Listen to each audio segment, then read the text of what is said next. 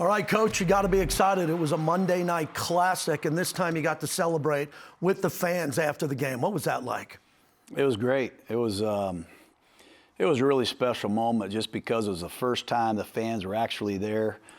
Being reunited with so many Raider fans was a great night, and to win the game the way we won it was a great moment I'll never forget. I want to go back to the drive where Derek, at the end of regulation, 37 seconds ago, set up Carlson for the game-tying field goal.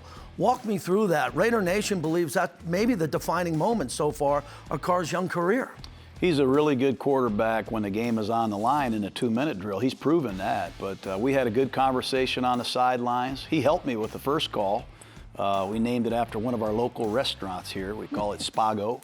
And he threw a beautiful square in to Brian Edwards against the zone defense. He ran up there, he clocked it, and then we threw 5 verticals, and he made another great tight window throw to Edwards, who really came of age in that drive as well. And we gave Carlson a chance to tee it up, and as I've said before, I think he's as good a kicker as there is in football right now. Let's move to the Steelers and what they pose up front. T.J. Watt now the highest paid player ever at that position. Cam Heyward.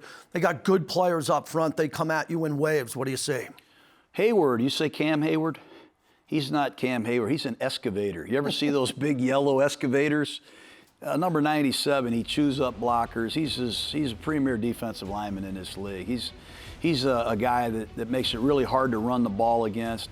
And when you do throw the ball, you got to deal with an arsenal of Pittsburgh Steeler blitzes and those doggone Steeler fans waving those towels. So it's going to be a great week of preparation for us. Our guys are working hard, and we can't have any excuses. We've got to go down there and showcase our mental toughness and our preparation. Let's wrap it up with the rivalry. Take me back. You're a kid. You're watching TV with your brother, your dad. You're watching the Steelers and the Raiders. Initially, not in the same division, in the same conference. It's one of the best rivalries in all of sports. It's like the Celtics-Lakers. Yeah. And every year, you don't care who's playing in the regular season. You know, those two teams, the Miami Dolphins, are going to be there in the AFC until the end. And when you look at the Hall of Famers that played on both of these teams, I mean, it was Cliff Branch against Mel Blount, Jack Lambert against Mark Van Egan.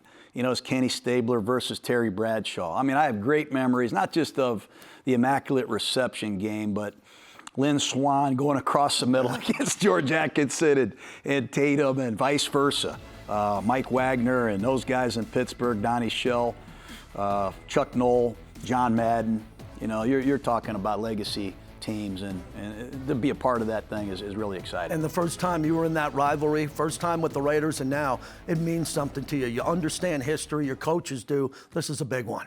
It is, and you know what I like, JT, is everybody's changing uniforms. You got the fluorescent pants. I watch the Pittsburgh Steelers. I remember the Steelers just like that. And the silver and black hasn't changed one bit. When you see these two teams hit the field, it just does force you almost to think about some of the classic games in NFL history. Good luck in Pittsburgh, Coach. Thanks, JT.